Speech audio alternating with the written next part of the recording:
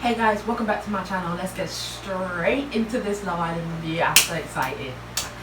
It was basically a continuation from yesterday's episode where the Islanders had to pick who they were going to save from the couple of Joanna and Michael. I thought that it was going to be Michael. I said that in my last video. Check that out, please. Yeah, I said it was going to be Michael, and who was it? Michael. Like, there's no way. Like, first of all, they've known Michael longer, and honestly, I just feel like the producers wouldn't have let Michael go because he was going to bring a drama. He brings drama, he brings a storyline. Like, Joanna's storyline is literally based on Michael and Amber and that whole triangle threesome thing. Yeah, the Islanders voted for Joanna to go, and the whole time Michael was there like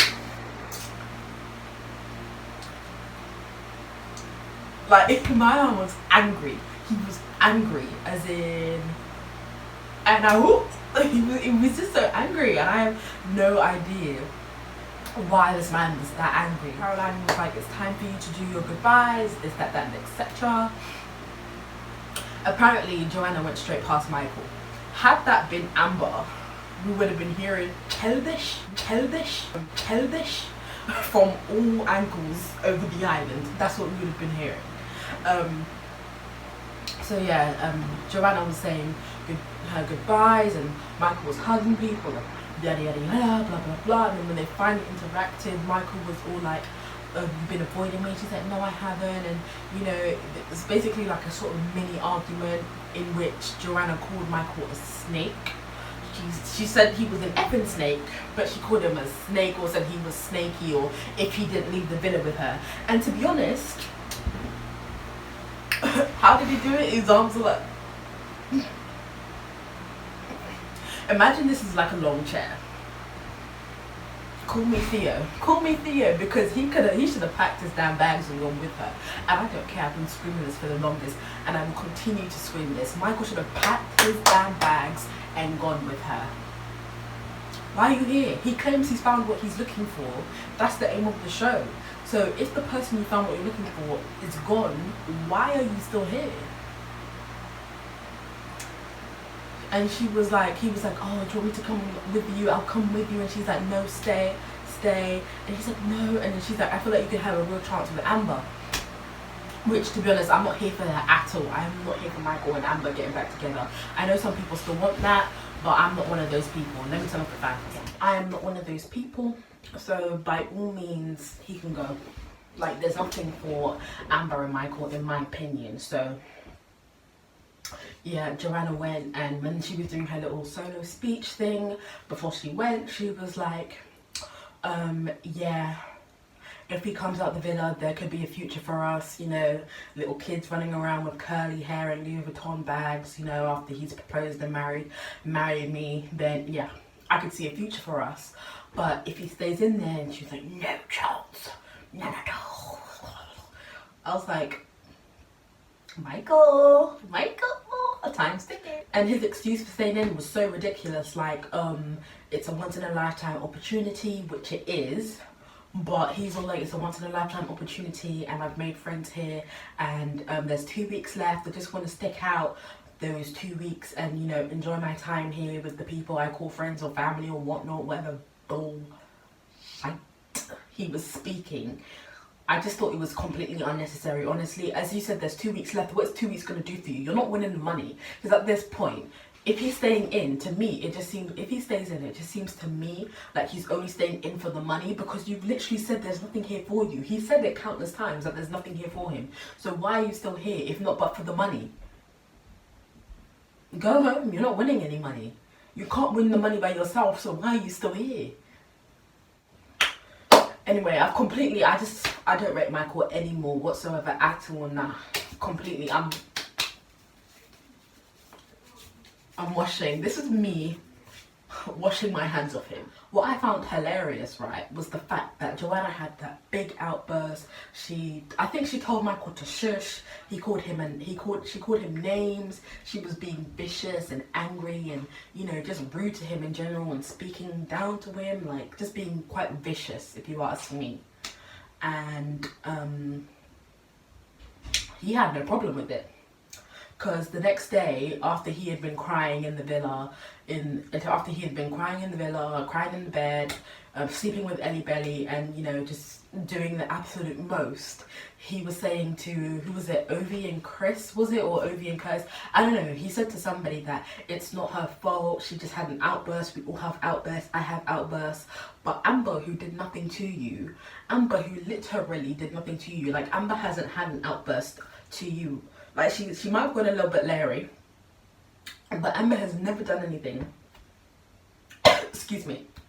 Amber has never done anything to Michael on the same level of what Joanna has done to Michael. Like, Joanna has shut him down, has shushed him, has treated him like a child. Everything he was complaining about that Amber supposedly did, that she didn't do, is what Joanna was literally doing to him and continue to do to him. So I'm so confused. Like, I feel like so basically he made the bed and he has to lie in it now, because he said all of that stuff about Amber, and even though that's what Joanna's doing, and apparently Joanna's mature and stuff like that, and Amber's childish, he's got to stick with it. I've noticed that Michael is like, he's all about appearances. With Michael, it's all about appearances.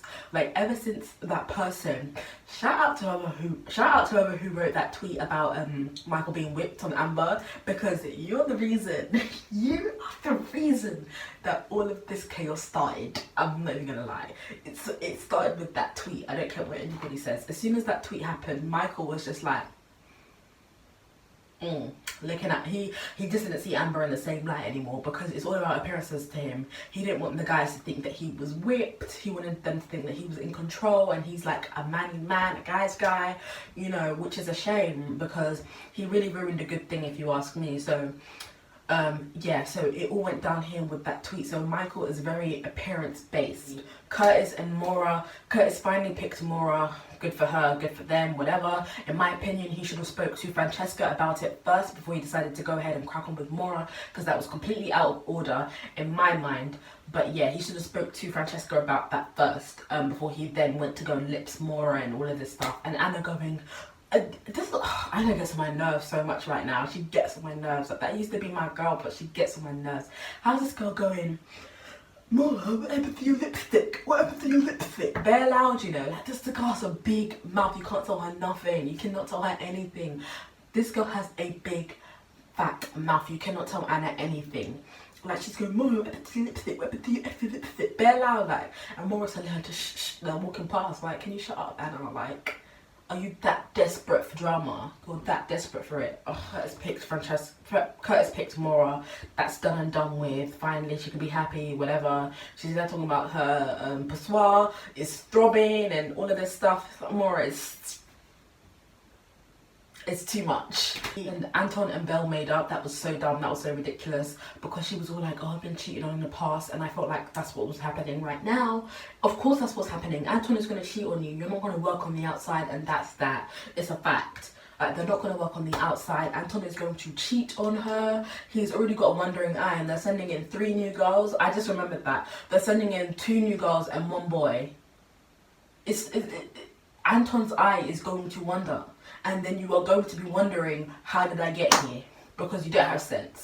Like, I rate Belle, but honestly, she needs to wake up and smell the roses, because Anton is not the one. Anton is trash. And I know a lot of people like him, but let's look at facts here. Let's be real. Let's put his personality aside, the personality he shows us. Let's look at his actions. The man isn't... Nah, I'm not here for man. Sprung up, like, straight away. He was like, Amber. Right after Amber was like, Amber, come, I need to pull you for a sec. So she's like, alright, and he's like, sit down. Do you know what somebody would say to me if I sat down? Do you know what I would do if somebody told me to sit down like that? Like, it was rude. Like, he was like, sit down. I was like, sit down?